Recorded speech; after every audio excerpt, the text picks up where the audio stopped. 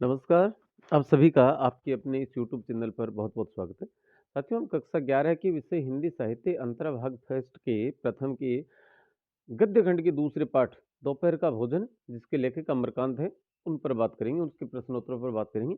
देखते हैं, अमरकांत का मूल नाम क्या था? तो उनका मूल नाम था श्री राम वर्मा, जैसे प्रेमचंद का मूल नाम था धनपत राय।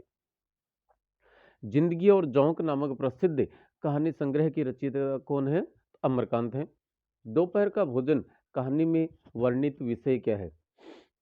यह एक मध्यम वर्गीय परिवार की कहानी है जिसमें कुल 5 सदस्य हैं। इस परिवार की गरीबी का मार्मिक चित्र प्रस्तुत किया गया है। संघर्ष इसके मूल में है जिस पर परिवार का भविष्य टिका हुआ है। माँ शब्द के असल मायने व्यक्त हुए हैं। माँ सिद्धेश्वरी परिवार को एकता के सूत्र में पिरोकर रखने का सफल प्रयास करती है। सिद्धेश्वरी के कितने बच्चे थे? 3। सबसे बड़ा रामचंद्र जो इंटर पास था और एक समाचार पत्र के कार्यालय में प्रूफ रीडिंग का काम सीखता था। अब ये बात आती है कि रामचंद्र क्या काम करता था? तो प्रूफ रीडिंग का काम सीख रहा था। तो अलग से क्वेश्चन भी बनता है। और मंझला बेटा मतलब दूसरे नंबर का था मोहन, जो 18 वर्ष का था और हाई स्कूल की परीक्षा की तैयारी करता था। और सबसे छोटा बेटा प्रमोद था, जो 6 वर्ष का था। घर की विवरण के अनुसार वह अभी तक पढ़ाई नहीं कर रहा था। सिद्धेश्वरी के पति का क्या नाम था? वे क्या काम करते थे? सिद्धेश्वरी के पति का नाम मुंशी चंद्रिका प्रसाद था। वे मकान किराया नियंत्रण विभाग में क्लर्क के पद पर कार्यरत थे, लेकिन सरकारी छंटनी में उन्हें सेवा से हटा दिया गया था। दोपहर का भोजन कहानी का मुख्य पात्र कौन था? उनके चरित्र की विशेषताओं का उल्लेख कीजिए।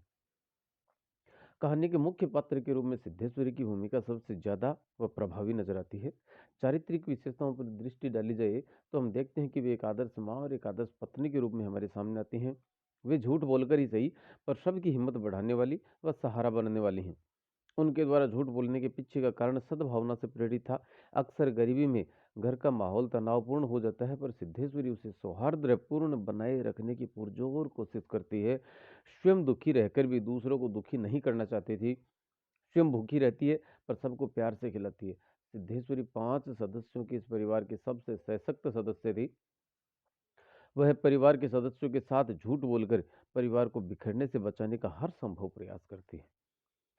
पवित्र उद्देश्य से बोला गया झूठ सैकड़ों सत्यों से अच्छा होता है। प्रमाणित कीजिए कि झूठ झूठ होता है और सच सच होता है। सच का स्थान देखा जाए तो कोई नहीं ले सकता, पर किसी पवित्र उद्देश्य के लिए बोला गया झूठ भी गलत या बुरा नहीं ठहराया जा सकता। सच बोलने से यदि किसी को मानसिक अशांति पहुंचे, ठेस पहुंचे, दुख हो या घर परिवार के बिखरने का खतरा हो, तो वह सत्य सत्य होने के बावजूद भी उचित नहीं ठहराया जा सकता। कहानी की मुख्य पात्र सिद्धेश्वरी अपने बड़े बेटे रामचंद्र से मझले व छोटे बेटों के विषय में झूठ बोलती है।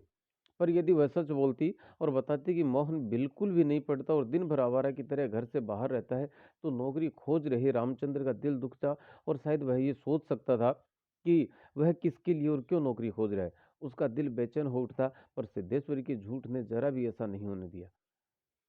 वह हर सदस्य से झूठ बोलती है कि जो दूसरों को अच्छा लगे। इस प्रकार हम कह सकते हैं कि एक झूठ सैकड़ों सत्यों से अच्छा होता है, हो सकता है, बशर्ते शर्त यह है कि उसके पीछे की नीयत व उद्देश्य पाक हो या पवित्र हो। सिद्धेश्वरी ने मोहन के बारे में रामचंद्र से क्या कहा? सिद्धेश्वरी ने जब खाना खाते वक्त और रामचंद्र ने पूछा, तो सिद्धेश्वरी ने बताया कि वह किसी लड़के के यहाँ पढ़ाई करने गया है। सिद्धेश्वरी परिवार के सभी सदस्यों की बड़ाई ही क्यों करती थी? सिद्धेश्वरी जानती थी कि घर के सभी सदस्य गरीबी, बेरोजगारी व नौकरी चले जाने से पहले से दुखी हैं।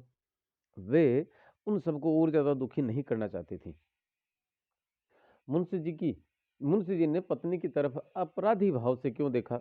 अपराधी का मतलब होता है जैसे चोर हो और चोरी करते हुए पकड़े गए हो, इस भाव से क्यों देखा? कि 2 रोटियां खाने के बाद सिद्धेश्वरी ने मुंशी जी से और रोटियां लेने को कहा।